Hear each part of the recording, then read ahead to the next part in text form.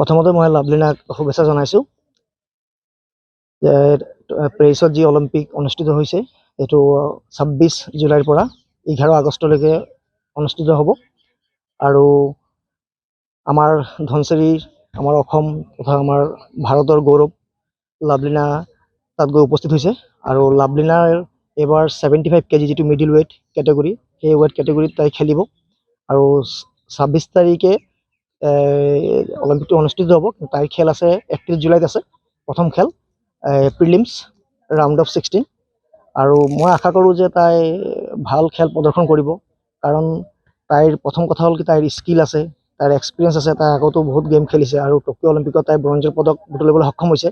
তাইৰ যি ইচ্ছা যে সোণৰ পদক বুটলি অনাৰ যি মানে সপোন মই ভাবোঁ এইবাৰ এইটো বাস্তৱত পৰিণত হ'ব আৰু খেল ভাল হ'ব আৰু মানে মই আশা কৰোঁ যে লাভলীনা আগতকৈ আৰু ভাল খেল প্ৰদৰ্শন কৰিব এইবাৰ।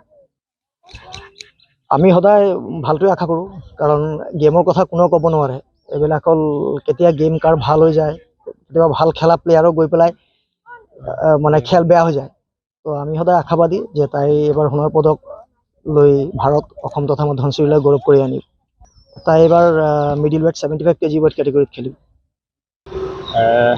বৰপথাৰ জীয়ৰী লাভলীনা বৰগোহাঁই ইতিমধ্যে পেৰিছত গৈ উপস্থিত হৈছেগৈ। তাই 31 জুলাইত তেওঁৰ খেল আছে আৰু আমি এবাৰ আশা কৰিছোঁ যে লাভলীনাই খুব ভাল খেল প্ৰদৰ্শন কৰিব যিহেতু তেওঁ ইয়াৰ আগৰবাৰ ব্ৰঞ্জৰ মেডেল আনিবলৈ সক্ষম হৈছিলে। এইবাৰ আমি আৰু আশা কৰিম তেওঁ যেন মেডেলৰ ৰং সলনি হয়, তেওঁ আমাৰ কাৰণে দেশৰ কাৰণে গ'ল কঢ়িয়াই আনক, তাকে আমি সকলো আশাবাদী খুব মানে আগ্ৰহেৰে আমি বাট চাই আছোঁ তেওঁৰ খেলখনৰ কাৰণে। আমি শুভেচ্ছা জনাইছোঁ লাভলীনাই যেন খুব ভাল খেল প্ৰদৰ্শন কৰে আৰু দেশৰ কাৰণে সোণ কঢ়িয়াই আনে।